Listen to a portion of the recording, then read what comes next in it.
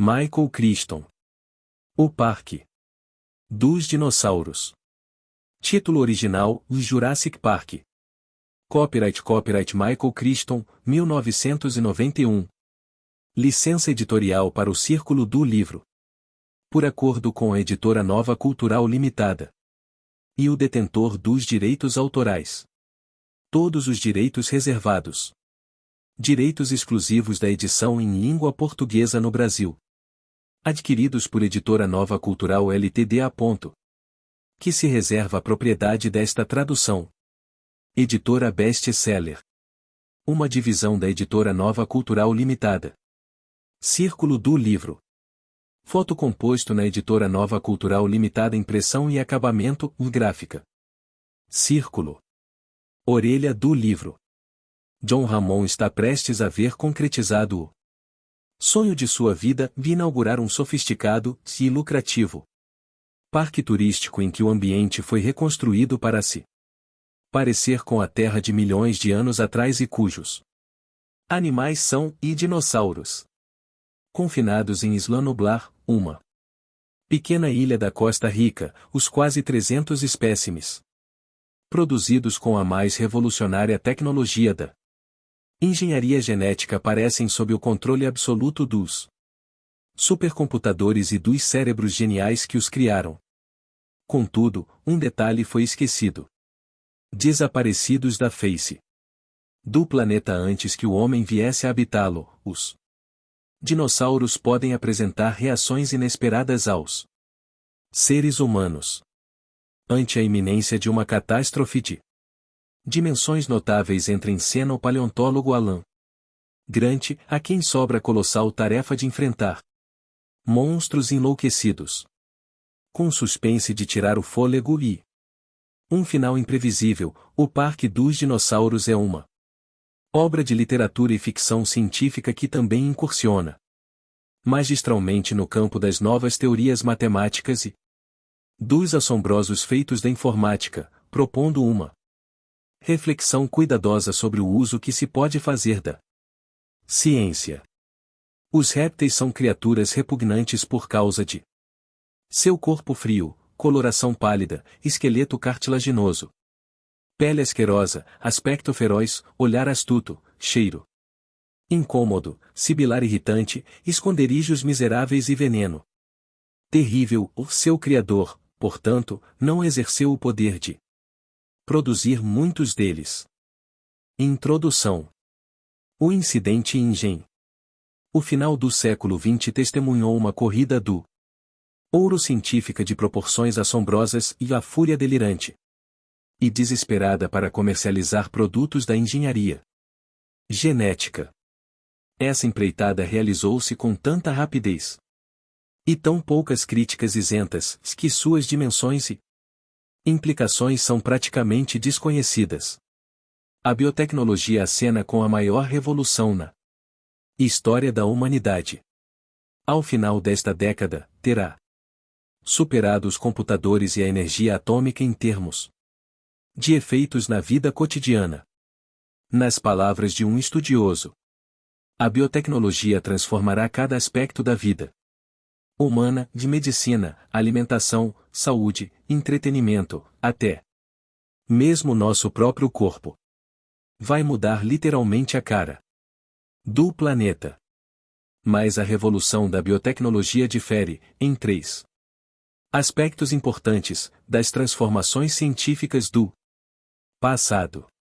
Em primeiro lugar, os Estados Unidos ingressaram na era atômica através do trabalho de um único instituto de pesquisa, em Los Alamos. A entrada na era dos computadores resultou dos esforços de uma dúzia de empresas.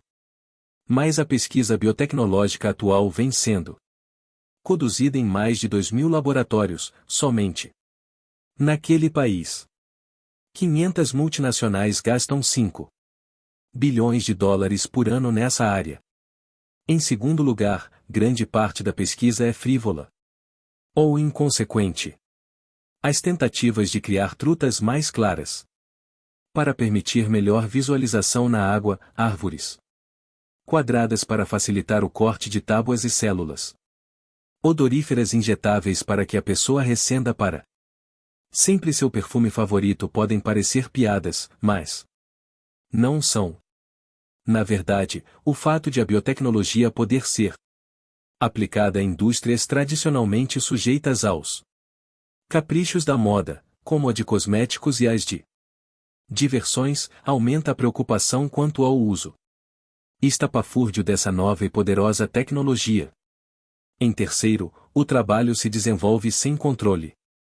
Ninguém o supervisiona. As leis federais não o regulam. Não existe preocupação governamental com a questão, nem nos Estados Unidos nem em outras partes do mundo. E, como a aplicação da biotecnologia abrange dos remédios aos produtos agropecuários, passando pela neve artificial, torna-se difícil implantar uma política coerente. O fato mais alarmante, contudo, é a falta de controle por parte dos próprios cientistas. Vale notar que quase todos dedicados à pesquisa genética estão envolvidos com o comércio da biotecnologia. Não há observadores neutros. Todo mundo tem algum interesse. A comercialização da biologia molecular é o caso ético mais assombroso da história da ciência, e ocorreu com assustadora velocidade. Por 400 anos, desde Galileu, a ciência comportou-se como uma investigação livre e aberta sobre o funcionamento da natureza. Os cientistas sempre ignoraram fronteiras nacionais, mantendo-se acima dos conceitos transitórios da política e até mesmo da guerra. Sempre se rebelaram contra pesquisas secretas, chegando a recusar a ideia de patentear suas descobertas. Consideravam-se trabalhadores a serviço de toda a humanidade. E, por várias gerações, as descobertas dos cientistas realmente possuíam uma característica peculiar: o desprendimento. Quando, em 1953, dois jovens pesquisadores da Inglaterra, James Watson e Francis Crick, decifraram a estrutura do DNA, seu trabalho foi saudado como um triunfo do espírito humano, dentro da busca centenária pela compreensão científica do universo. Acreditava-se piamente que a descoberta seria ampliada e utilizada em benefício da humanidade como um todo. Mas não foi bem isso o que aconteceu. 30 anos depois, quase todos os colegas cientistas de Watson e Crick encontravam-se comprometidos com um tipo completamente diferente de empreitada. A pesquisa genética molecular tornou-se um projeto comercial gigantesco, multibilionário, datado não de 1953, mas sim de abril de 1976. Essa foi a época de um encontro que se tornaria famoso, no qual Robert Swanson, um capitalista ousado, abordou Herbert Boyer, bioquímico da Universidade da Califórnia. Os dois homens resolveram fundar uma empresa comercial para explorar as técnicas de manipulação de genes de Boyer. A nova companhia, Genentech, tornou-se rapidamente a maior e mais bem-sucedida das empresas pioneiras de engenharia genética. Parecia que todo mundo queria ficar rico de repente. Novas empresas surgiam a cada semana, e os cientistas brigavam para participar da pesquisa em genética. Até 1986, pelo menos 362 cientistas, inclusive 64 membros da Academia Nacional, assumiram cargos nos conselhos consultivos de indústrias de biotecnologia. O número de cientistas prestando consultoria ou participando de conselhos de acionistas era bem maior. Torna-se necessário enfatizar o quanto esta mudança de atitude é significativa. No passado, cientistas puros olhavam para os negócios com ar snob. Consideravam a busca do lucro pouco interessante intelectualmente, própria para comerciantes. E pesquisar para uma indústria, mesmo em locais de prestígio como os laboratórios da Bell ou IBM, servia apenas para quem não conseguia uma função na universidade. A atitude dos cientistas, portanto, era fundamentalmente crítica em relação à ciência aplicada e à indústria em geral. Esse antagonismo secular manteve os pesquisadores universitários livres da contaminação provocada por laços com a indústria, e sempre que surgia algum debate sobre questões tecnológicas, cientistas desvinculados das indústrias estavam disponíveis para discuti-las em alto nível. Isso não é mais verdade. Há poucos biólogos moleculares e pouquíssimas instituições de pesquisa sem ligações comerciais. Os bons tempos se foram. A pesquisa genética prossegue, em um ritmo mais alucinado do que nunca. Mas é feita em segredo, às pressas, em função do lucro. Dentro desse ambiente comercial, talvez seja inevitável o surgimento de uma empresa ambiciosa como a InGen, International Genetic Technologies, Inc., de Paio Alto. Pouco surpreende também que a crise genética por ela criada não tenha sido divulgada.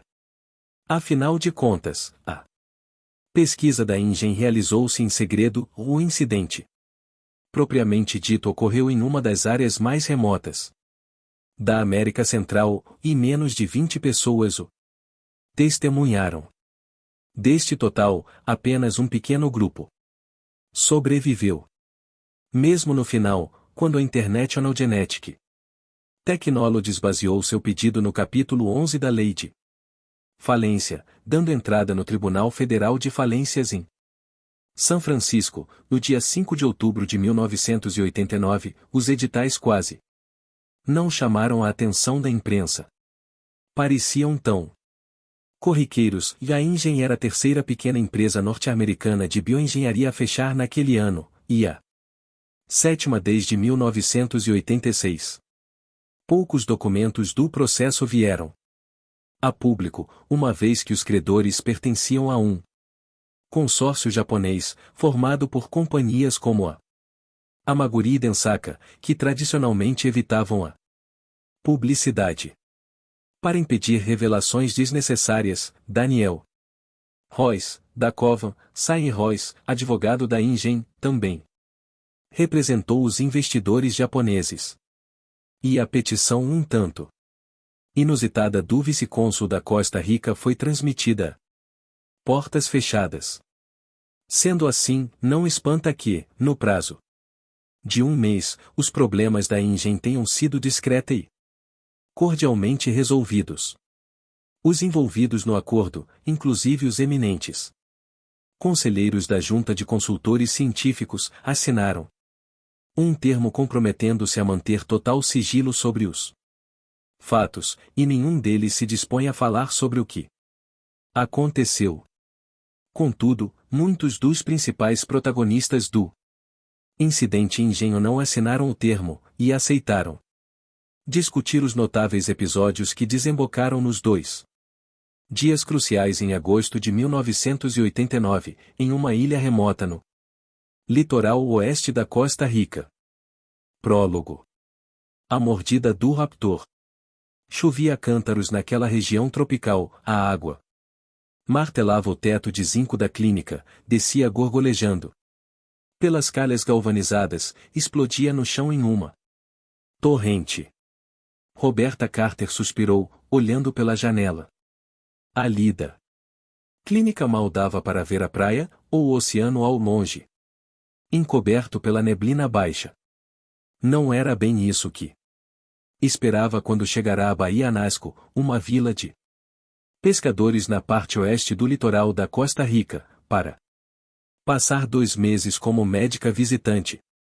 Bobby Carter procurava sol e sossego, depois de 2 anos estafantes de residência no pronto-socorro do Hospital Michael Reese de Chicago. Ela já se encontrava há 3 semanas em Bahia Anasco. E chovia diariamente. No mais ia tudo bem. Gostava do isolamento da região e da cordialidade das pessoas. A Costa Rica possuía um dos 20 melhores serviços médicos do mundo, e até naquela vila remota da costa havia uma clínica bem aparelhada. Manuel Aragon, o enfermeiro, era inteligente, bem treinado. Bobby conseguia praticar o mesmo nível de medicina que se habituara em Chicago. Mas como chovia! Uma chuva constante, interminável. Do outro lado da sala de atendimento, Manuel virou a cabeça. Escute, falou. Creia em mim, eu escuto, Bobby retrucou. Falo sério. Ouça.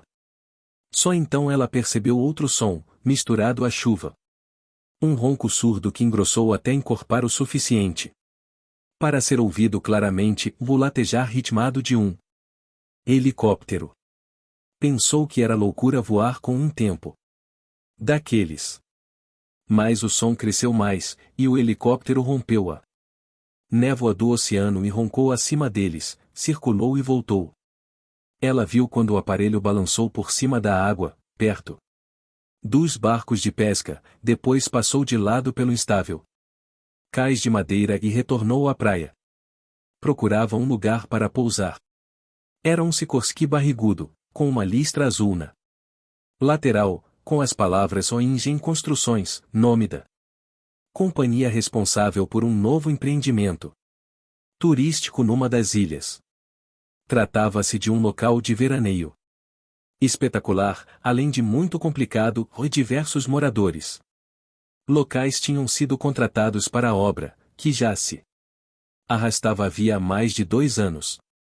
Bobby podia imaginar direitinho como seria um imenso complexo hoteleiro do tipo americano, com piscinas e quadras de tênis, onde os hóspedes podiam jogar e tomar seus daiquiris sem ter nenhum contato com a vida real do país. Bobby ficou a imaginar o que haveria de tão urgente na ilha para obrigar o helicóptero a voar no meio da tempestade. Viu, pela janela, quando o piloto suspirou aliviado, ao conseguir pousar na areia molhada da praia. Homens uniformizados saltaram, escancarando a porta lateral. Ela ouviu gritos frenéticos, e Manuel a cutucou delicadamente. Eles precisavam de um médico. 2 empregados negros carregaram um homem prostrado até ela, enquanto um branco gritava ordens. Sujeito branco usava um impermeável amarelo. O cabelo ruivo despontava nas beiras do boné de beisebol dos Mets. Tem um médico aqui? Perguntou, quando ela se aproximou. Sou a doutora Carter, respondeu Bobby. A chuva forte martelava sua cabeça e seus ombros. O ruivo franziu a testa para ela, que usava jeans e uma blusa curta. Carregava o estetoscópio no ombro, já meio enferrujado por causa da maresia.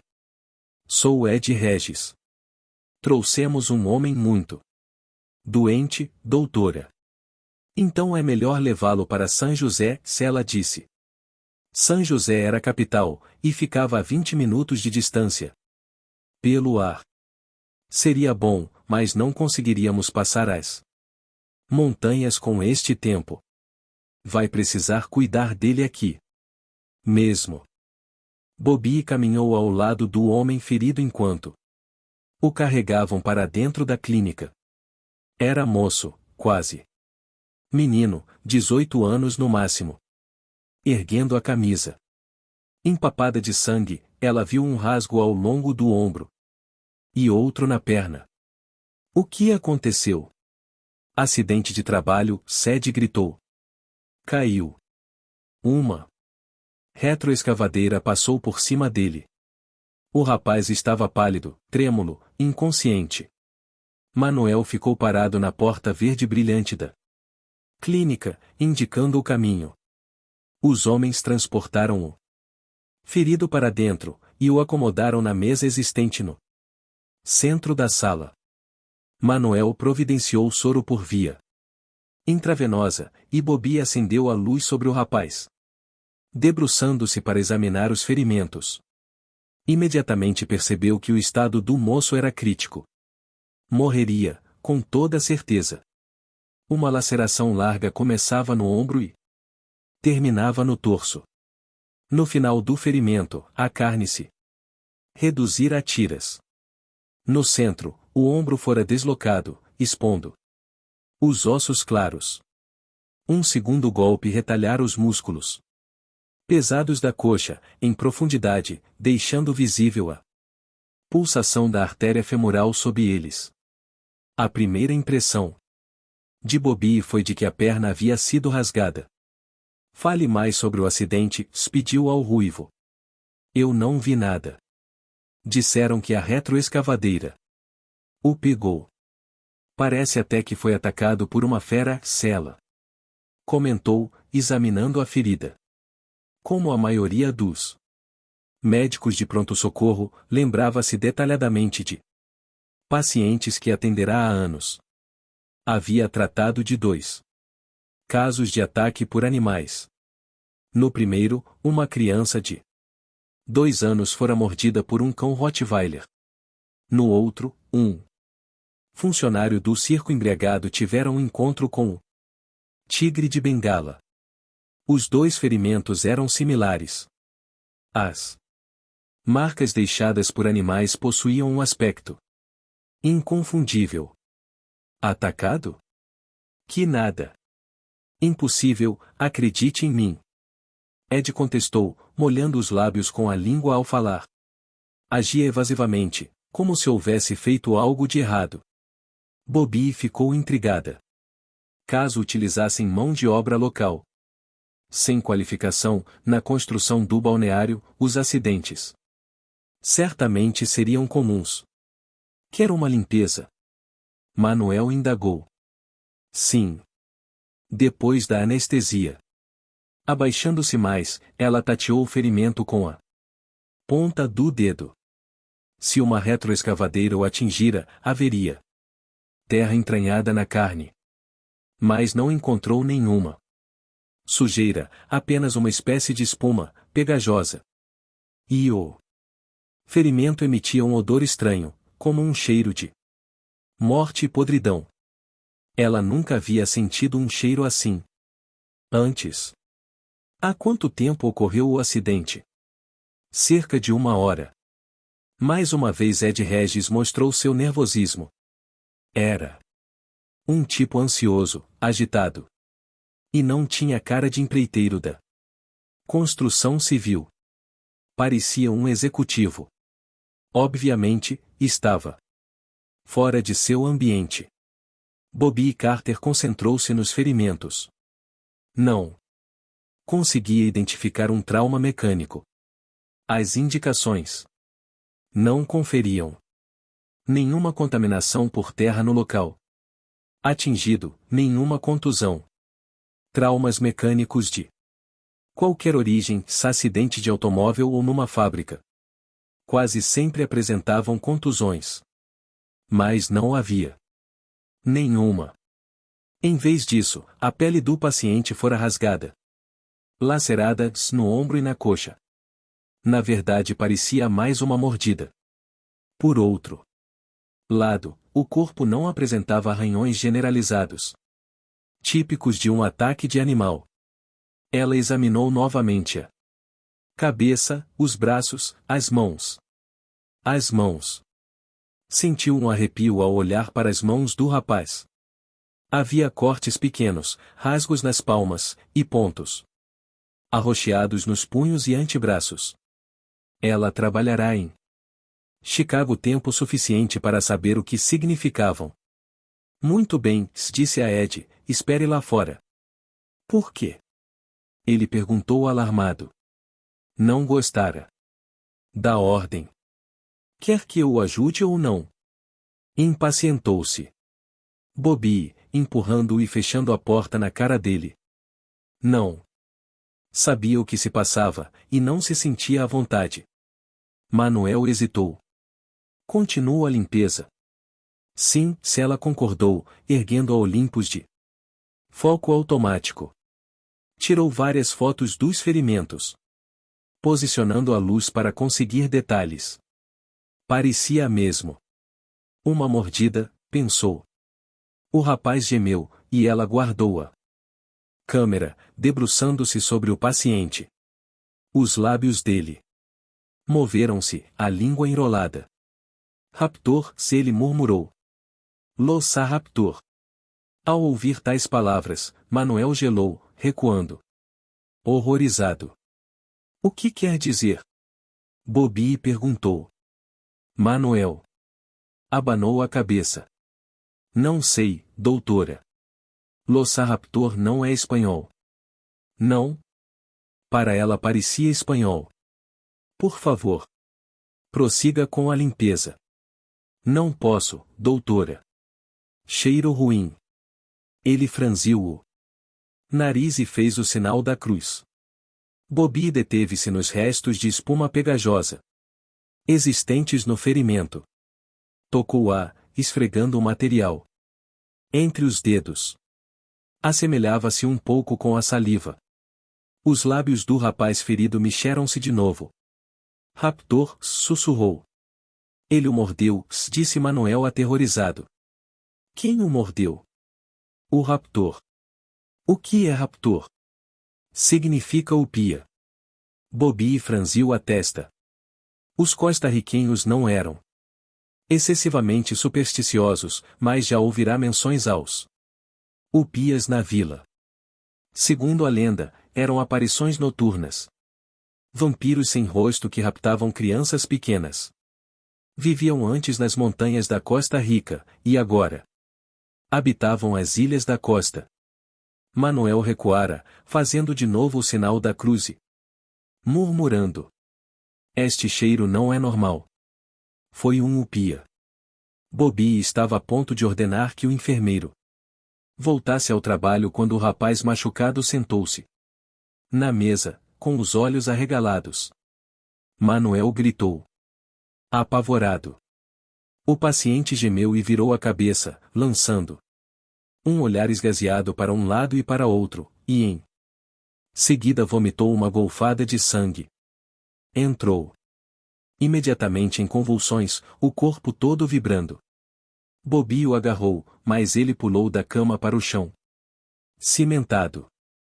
Vomitou outra vez. Havia sangue por toda parte. Ed abriu a porta, gritando. Ei, o que está acontecendo aqui? Mas quando viu tanto sangue recuou, com as mãos na boca. Bobby pegou um bastão para colocar entre os dentes do rapaz, mas percebeu que seria inútil. Com um espasmo final ele relaxou e ficou quieto, estendido no chão.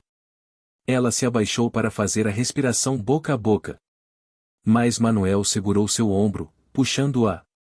Não. O upia vai pegá-la. Manuel, por favor. Não. Ele a encarou alucinado. Não pode entender estas coisas. Bobby olhou para o corpo no chão e concluiu que não faria diferença, era impossível ressuscitá-lo. Manuel chamou os outros homens, que entraram na sala e levaram o corpo embora. Ed surgiu, limpando a boca com as costas da mão, resmungando. A senhora fez o possível, doutora. Ela observou os homens que levavam o corpo de volta ao helicóptero e partiam trovejando rumo ao céu. Melhor assim, Manuel comentou. Bobby pensava nas mãos do rapaz. Estavam cobertas de cortes e machucados, um padrão característico de tentativa de defesa. Tinha certeza absoluta de que ele não sofrerá um acidente de trabalho. Havia sido atacado, e erguera as mãos para se proteger. Onde fica essa ilha de onde vieram? No oceano. Mais ou menos a 150 ou 200 quilômetros da costa. Meio longe para um balneário. Manuel observou o helicóptero. Espero que não voltem nunca mais aqui. Bem, Pensou Bobby, pelo menos tinha tirado as fotos. Mas ao virar para a mesa, viu que a câmera desaparecera. À noite a chuva finalmente parou. Sozinha no quarto. Atrás da clínica, Bobby folheava o dicionário espanhol de bolso já muito manuseado. O rapaz falará em O Raptor, e, apesar do que Manuel afirmara, ela suspeitava que se tratava de uma palavra espanhola. E não deu outra, estava lá no dicionário. Significava o sequestrador ou o raptador. Isso a fez pensar. O sentido da palavra era perturbadoramente próximo ao significado de upia. Claro. Ela não acreditava em superstições. E os cortes na mão não poderiam ter sido feitos por uma aparição. O que o rapaz tentará dizer a ela? Ouviu gemidos no quarto ao lado. Uma das mulheres da vila entrará em trabalho de parto, e Helena Morales, parteira local, a auxiliava. Bobby voltou à clínica e chamou Helena para fora por um instante. Helena. Sim, doutora? Sabe o que é um raptor? Helena era uma sessentona grisalha, uma mulher forte, com os pés no chão, pouco dada a fantasias. Sob o ar da noite ela franziu o senho e repetiu. Raptor. Sim. Já ouviu essa palavra? Já.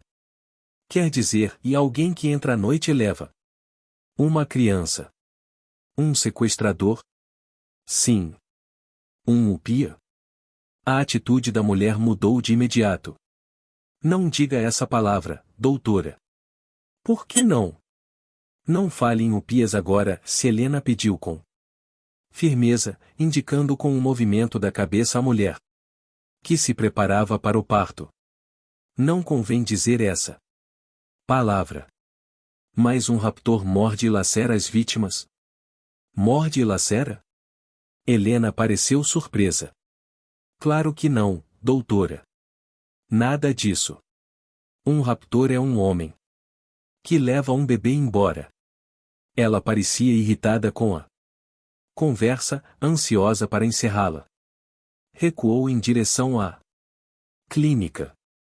Eu aviso quando ela estiver pronta, doutora. Creio que ainda demora 1 hora, talvez 2. Bobby olhou para as estrelas, e ficou ouvindo o movimento suave das ondas na praia. Na escuridão, identificou as sombras dos barcos pesqueiros ancorados. A paisagem era tão normal, tão calma, que se sentiu como uma tola, por falar em vampiros sequestradores de bebês. Retornou ao quarto, lembrando-se novamente de que Manuel insistira em afirmar que a palavra não era espanhola. Por curiosidade, procurou o termo no dicionário da língua inglesa, e para sua surpresa encontrou um verbete também ali. Raptor, do latim raptor, sequestrador, der de raptus. Sequestro, rapto ave de rapina.